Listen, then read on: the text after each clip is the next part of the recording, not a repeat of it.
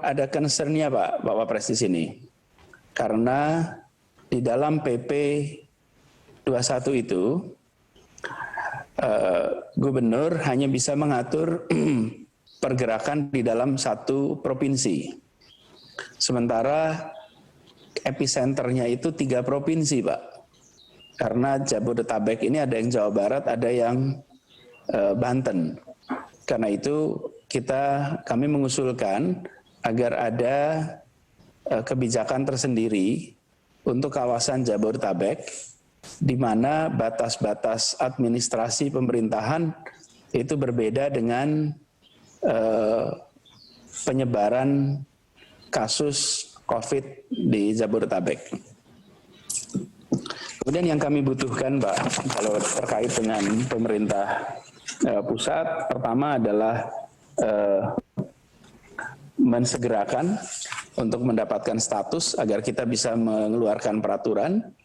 Kemudian yang kedua, kita mengharapkan agar program-program bantuan yang tadi dibahas bersama dalam ratas itu bisa segera dieksekusi. Kita dalam catatan kita, Pak Wapres, ada 3,7 juta orang yang dalam posisi miskin dan rentan miskin.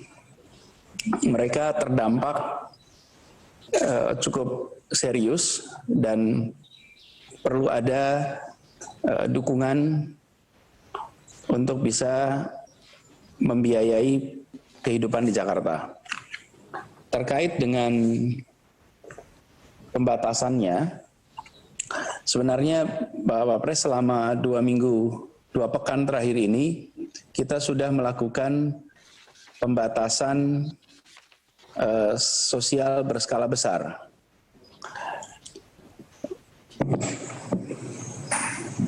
Mulai tanggal 16 Maret, sekolah di Jakarta telah diubah menjadi belajar di rumah. Kemudian jajaran Pemprov juga sudah mulai bekerja di rumah. Lalu operasi kendaraan umum di dalam kota itu sudah dikurangi waktunya.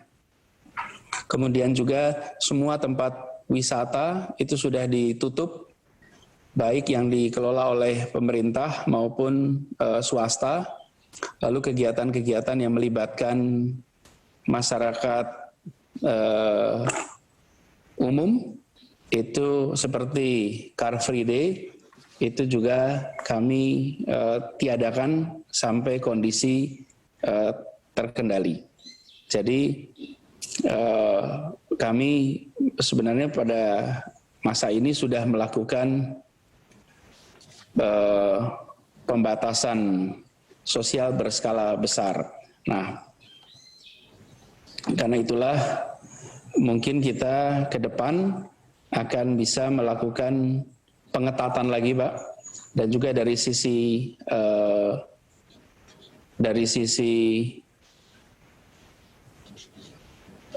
penegakan hukum, karena selama ini apa yang kita kerjakan itu belum berbentuk peraturan yang mengikat, sifatnya himbauan.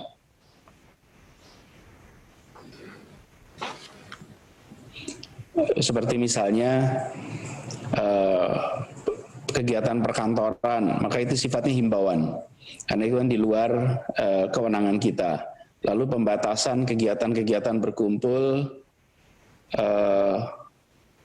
juga itu sifatnya himbauan, karena itu penegakannya masih sangat terbatas sekali.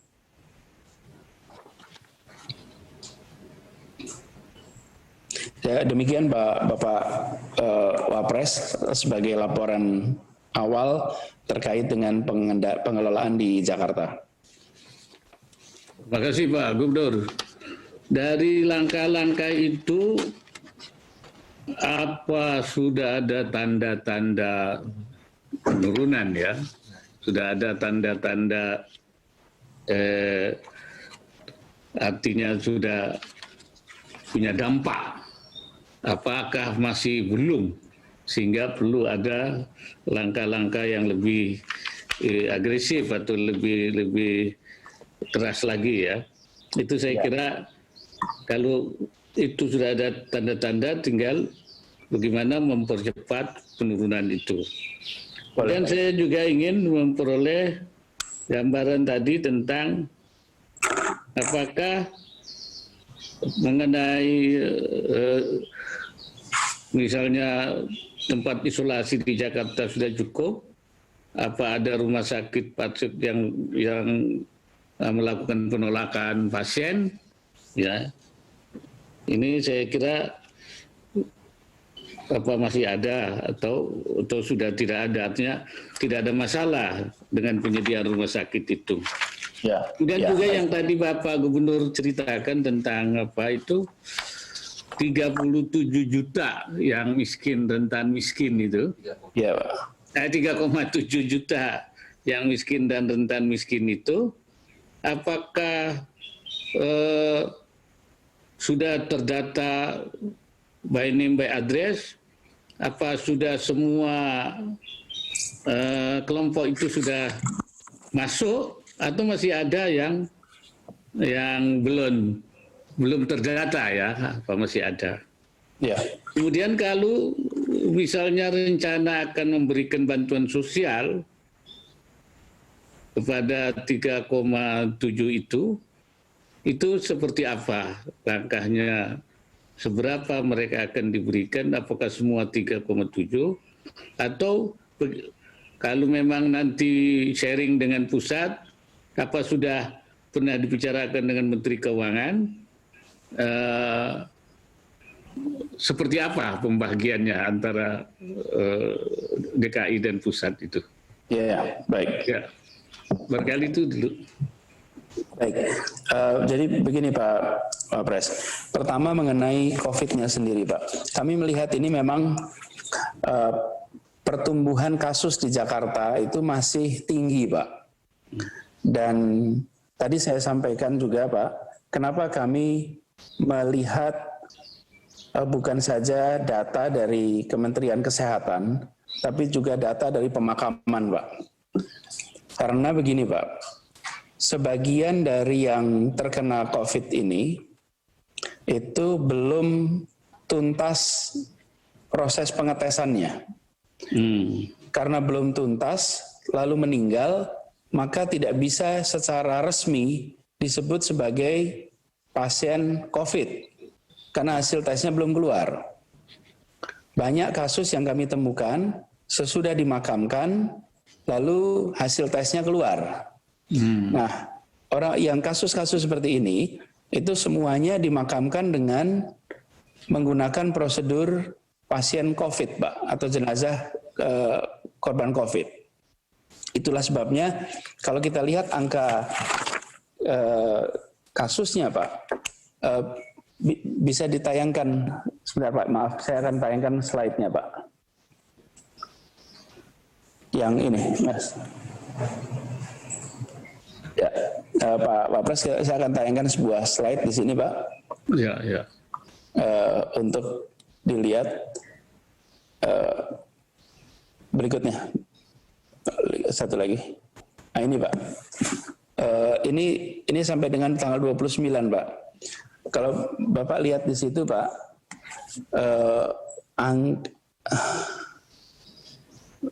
terlihat di sana, Bapak,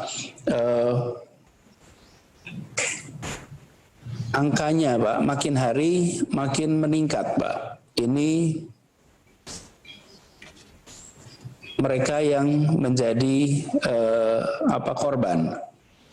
Jadi pertama kali kasus muncul meninggal tanggal 6.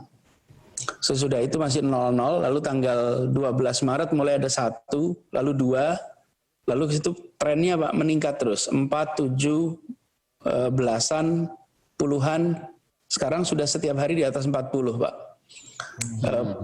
hari ini saja sudah 38 orang, itu pagi tadi, sampai jam 12 siang. Nah, bila kita melihat dari pelajaran di tempat lain, kasus yang confirm selalu lebih kecil jumlahnya dibanding yang senyatanya, Pak. Biasanya setelah 1 bulan kemudian kita baru tahu sesungguhnya berapa jumlah yang terjadi saat ini. Nah, kalau kita proyeksikan, Pak, misalnya bisa dikembalikan, misalnya kita kembali menggunakan dari angka tadi, Pak. Misalnya saat ini sudah ada 400 orang yang meninggal, sebutlah tingkat kematiannya adalah 10%, maka proyeksi kita yang saat ini sudah ada itu 4.000 kasus, Pak. Bila itu 10% yang meninggal, bila yang meninggal 5%, maka artinya kita ada 8.000 kasus, Pak, di Jakarta ini.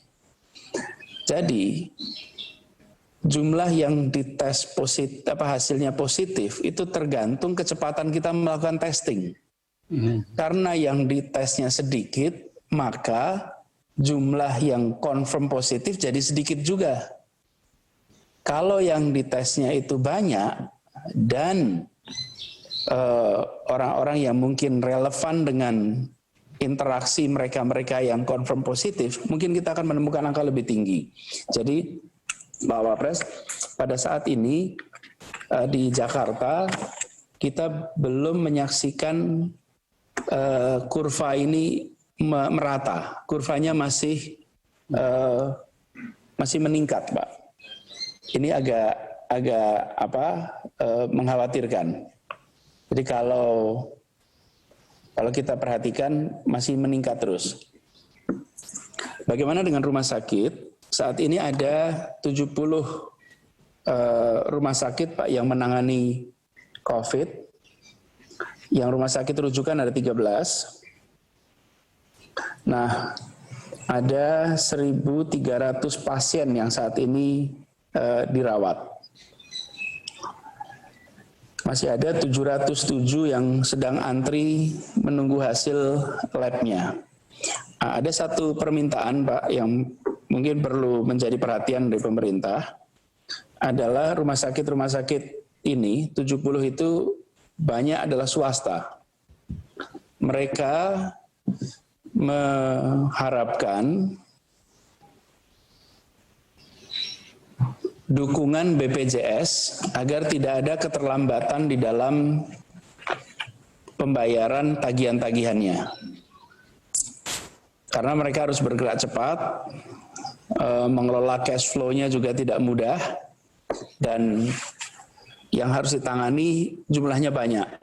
Jadi memastikan bahwa tidak ada keterlambatan pembayaran jadi penting sekali, Pak.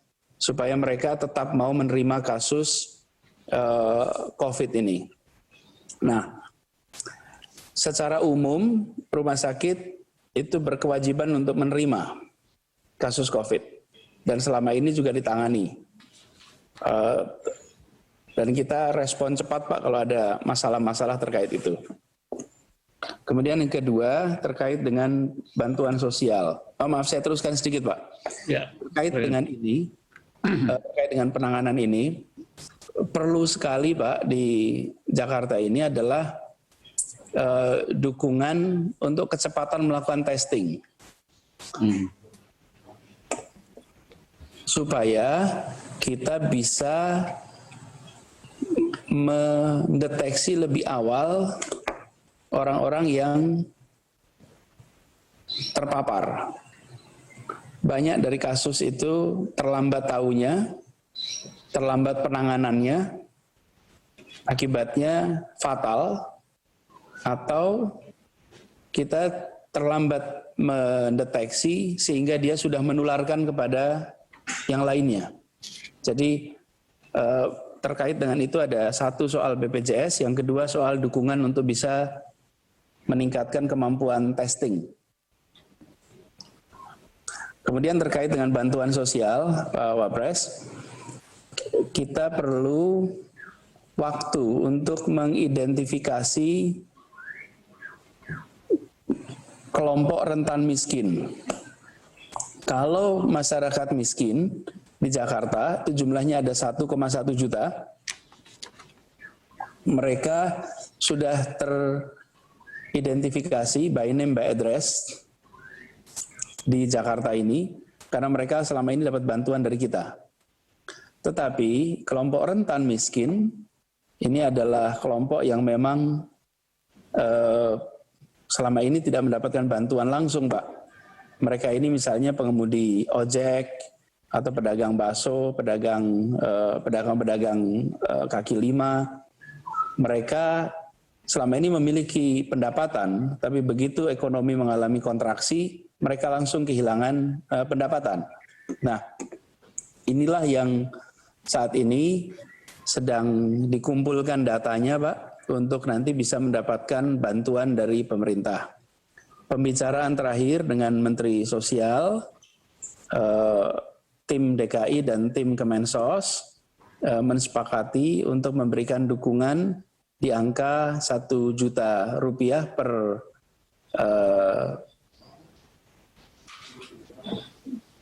diberikannya nanti per keluarga, Pak, untuk nanti digunakan bersama-sama. Untuk jumlah berapa? Untuk jumlah berapa yang pusat ikut partisipasi?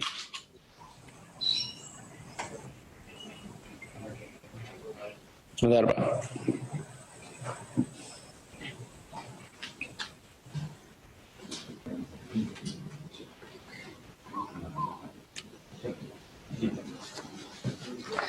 Jadi nilai tepatnya ini, Pak, jumlah orangnya targetnya 2,6 juta, bantuannya 880.000, diberikan selama 2 bulan April dan Mei, sehingga nilai totalnya adalah 4,576 triliun.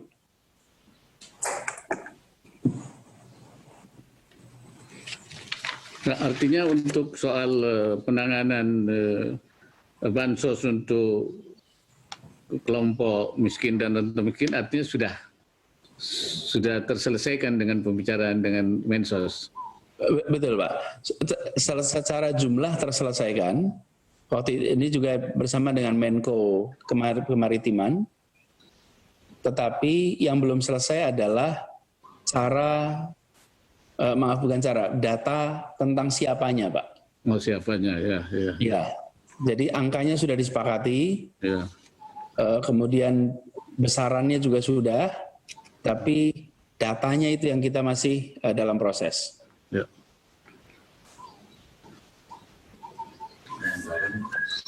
Baik, saya kira Pak Gubernur, ya, terima kasih nih beberapa informasi tentang BPJS. Memang dalam rapat beberapa waktu yang lalu kita sudah minta supaya tunggakan yang sudah jatuh tempo kepada rumah sakit itu supaya dibayarkan. Ya, dan itu sedang dikalkulasi itu. Ya, mudah-mudahan usulan tadi Pak Gubernur supaya rumah sakit itu bisa memberikan partisipasi lebih maksimal. Mudah-mudahan tunggakan BPJS itu bisa segera diselesaikan. Saya sangat mendukung dan memang saya sudah menyampaikan usulan juga. Kelihatannya juga masih sedang sebab ini bagian dari yang menjadi prioritas. Kemudian yang kemampuan testing itu untuk pengetesan, saya akan rekomendasikan nanti supaya alat-alat, kemarin ada informasi, saya lupa jumlahnya itu, yang sudah didistribusi ke DKI dari Kementerian Kesehatan, ya. Tapi saya nanti tapi sudah kirim surat ke Kementerian Kesehatan. Sudah. Jadi begini, Pak, yang selama ini kita terima adalah dari gugus tugas nasional adalah alat tes cepat, Pak, rapid testing itu. Rapid test, ya. Nah, kita perlu meningkatkan kemampuan tes untuk menggunakan swab, Pak, yang diambil langsung dari sampel liur. Nah, ini yang perlu kita tingkatkan karena tingkat akurasinya memang cukup tinggi. Nah, kita sendiri di Jakarta sedang membuat, Pak, sekarang laboratorium untuk secara cepat, sebenarnya untuk ekstraksinya, Pak, sehingga bisa melakukan testing dengan cepat. Tapi kemampuan testing ini sesungguhnya nanti dibutuhkan bukan hanya di Jakarta, Pak, tapi di tingkat nasional itu butuh. Jadi kami alhamdulillah sudah mengkonsolidasikan, Pak, dari laboratorium yang ada di Jakarta untuk meningkatkan kapasitas kita. Tapi melihat tren yang ada, trennya itu makin meningkat, maka harus siap untuk nanti bisa melayani ketika jumlahnya meningkat secara signifikan. Jadi itu, Pak, yang mungkin perlu diantisipasi. Dan soal BPJS, terima kasih, Pak, kalau bisa itu. Nanti saya bisa sampaikan kepada rumah sakit swasta khususnya, supaya mereka rileks, Pak. Karena hampir semua kalau ketemu kami di Jakarta selalu bilangnya, kita siap untuk handle, tapi jangan telat pembayarannya, gitu. Karena nggak ada dana untuk nalanginnya, Pak. Mudah-mudahan artinya yang sudah jatuh tempo, mudah-mudahan bisa diselesaikan oleh pusat. Baik, mungkin itu yang saya dapat. Barangkali ada lagi hal-hal yang perlu disampaikan Pak Gubernur? Pak, sebenarnya hal penting, Pak, di sini terkait dengan penanganan ini sebagai satu kesatuan, Pak. Karena Jakarta, Depok, Bekasi, Kota Bekasi, Kabupaten, Tangerang juga begitu, Tangerang Raya, ini satu epicenter, Pak. Dan kalau tidak ada penanganan yang terintegrasi, maka akan repot. Sementara pengaturan di PP 21 itu mengatur di dalam provinsi. Jadi kewenangan untuk mengatur antar provinsi ada di pemerintah pusat. Nah, ini yang perlu nanti ada terobosan supaya kita bisa mengelola ini dengan lebih baik. Kami terus terang khawatir, Pak Wapres, mengenai pergerakan orang dari Jakarta keluar kawasan Jakarta. Karena itulah kenapa kami Senin kemarin mengeluarkan surat untuk menutup terminal antar kota, kemudian bis antar kota, lalu juga kendaraan umum antar kota untuk dihentikan karena potensi penyebarannya itu sangat tinggi. Jadi ini perlu jadi perhatian kepada pemerintah pusat, Pak.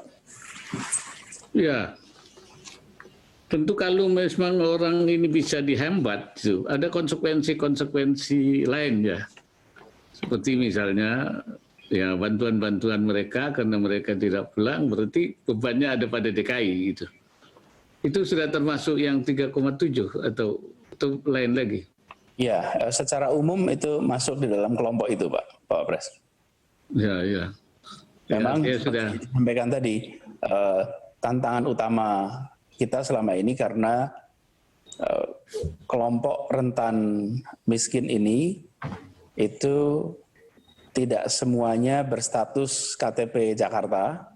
Kemudian yang kedua, karena selama ini tidak menerima bantuan dari pemerintah, maka dia tidak tercatat di dalam kementerian manapun sebagai penerima bantuan dan tidak tercatat juga di Pemprov sebagai penerima bantuan. Sehingga pada saat seperti sekarang ini kita harus mulai dari awal, meskipun modal datanya ada, Pak. Tidak punya kewarganegaraan deh. Iya, selain kewarganegaraan di kawasan-kawasannya, Pak, dari kawasan-kawasannya RT RW-nya, kawasan-kawasan yang padat, kemudian juga kita memiliki program Jakarta 1, Pak, pendataan menggunakan dengan PKK, itu mendata keluarga-keluarga se-Jakarta. Dari situ kita punya data awal. Nah, mudah-mudahan dalam waktu singkat, kemarin kita janjikan kepada Bapak Presiden, kira-kira 10 hari kita akan bisa dapat data, paling nggak data yang bisa kita gunakan untuk mulai eksekusi, Pak. Baik. Selain dari realokasi APBD, apa ada partisipasi masyarakat melalui percepatan, zakat, infak, sedekah, sumbangan-sumbangan di dalam rangka penanggulangan secara keseluruhan itu? Pak, secara umum banyak sekali, Pak, ininya dukungannya. Jadi basis Basnas di Jakarta di bawah Pak Kiai Lutfi Al-Mughni itu sekarang menerima begitu banyak bantuan. Kami sendiri di DKI Jakarta itu kita sudah mengalokasikan, Pak, pada saat ini yang sudah dialokasikan sampai dengan bulan Mei itu sebesar 3,032 triliun. Jadi per hari ini ada 1,032 triliun, lalu ditambah 2 triliun sampai dengan bulan Mei. Jadi udah ada 3 triliun yang kita alokasikan untuk penanganan COVID. Bila ini berkepanjangan sampai sesudah bulan Mei, tentu kita akan tambah lagi anggarannya. Tapi artinya secara regulasi kita berterima kasih sekali kepada Pak Menteri Dalam Negeri, Pak Tito, karena beliau cepat sekali mengeluarkan edaran yang memberikan kelonggaran bagi pemerintah daerah yang terdampak COVID untuk bisa realokasi anggaran. Dan itu segera kita lakukan. Jadi alhamdulillah sejauh ini dari sisi penganggaran realokasi sudah kita lakukan. Nah, cuman kita membutuhkan kepastian atas dana bagi hasil yang seperti kami sampaikan di dalam rapat dengan Bapak Presiden kemarin. Ketika ratas kita sampaikan bahwa ada dana bagi hasil yang sesungguhnya perlu segera dieksekusi, Pak. Karena itu akan membantu sekali.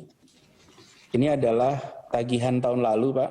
Jadi piutang dari Kementerian Keuangan kepada Jakarta.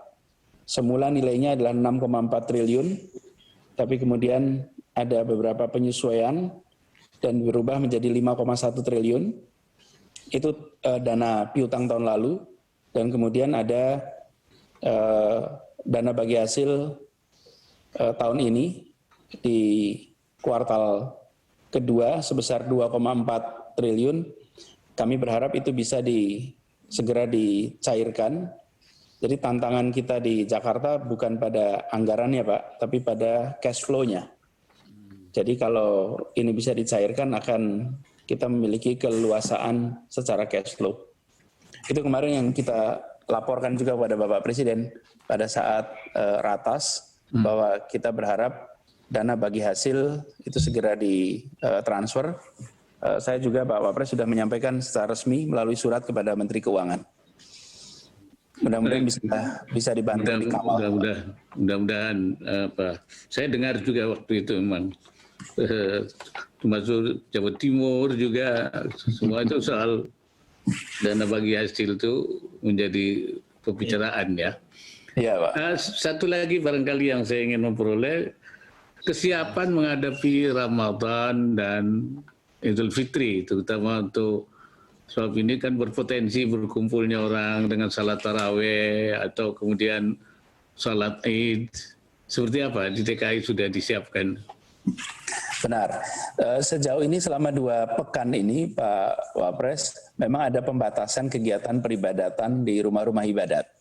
Jadi masjid, gereja, vihara mengalami pembatasan kegiatan. Nah, untuk Ramadan besok, ini kita masih ada waktu Pak Wapres, kita akan lihat perkembangannya. Sejauh ini belum ada langkah khusus terkait dengan kegiatan peribadatan. Kami akan menunggu, barangkali juga dari Majelis Ulama Indonesia mungkin akan ada arahan ketika kita mendekati Ramadan, dan situasi COVID, kalau memang masih seperti sekarang, kita akan memerlukan arahan dari para ulama. Kalau terkait dengan kebutuhan pangan menjelang Ramadan, alhamdulillah stok aman, termasuk juga proyeksi sampai dengan Idul Fitri. Jadi persiapan dalam artian logistik insya Allah aman, tapi persiapan terkait kegiatan peribadatan kita akan menunggu juga situasi sambil nantinya menjelang Ramadan akan mendiskusikan dengan para ulama. Baik, barangkali terima kasih ini atas informasinya, hal-hal yang nanti saya akan coba tindak lanjuti. Mudah-mudahan tadi usulan-usulan itu bisa dipenuhi, dan saya yakin ya tetap semangat nih Pak Gunur. Insyaallah, dan mudah-mudahan berhasil. Amin. Tapi jaga kesehatan. Insyaallah Pak. Terima kasih Pak Pres. Terima kasih. Assalamualaikum warahmatullahi wabarakatuh. Waalaikumsalam warahmatullahi wabarakatuh.